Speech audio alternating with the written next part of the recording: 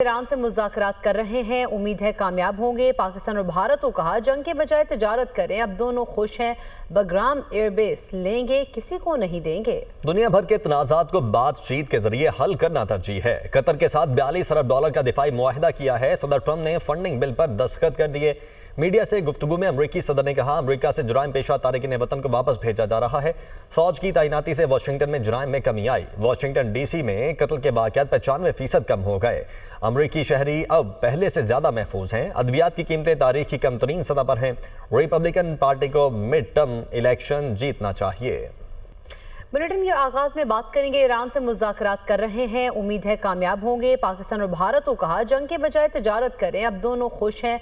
Bagram airbase लेंगे, किसी को नहीं देंगे। दुनिया भर के तनाज़ात को बातचीत के जरिए हल करना तरजीह है। कतर के साथ $42 अरब का दिफाई मुआहिदा किया है। सदर ट्रंप ने फंडिंग बिल पर दस्तखत कर दिए।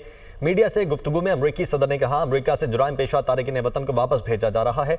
फौज की तैनाती से वाशिंगटन में जुराइम में कमी आई। वाशिंगटन DC में कत्ल के वाक़यात 95% कम हो गए। अमरीकी शहरी अब पहले से ज्यादा महफूज हैं। अद्वियात की कीमतें तारीख की कम तरीन सतह पर हैं। रिपब्लिकन पार्टी को मिड टर्म इलेक्शन जीतना चाहिए।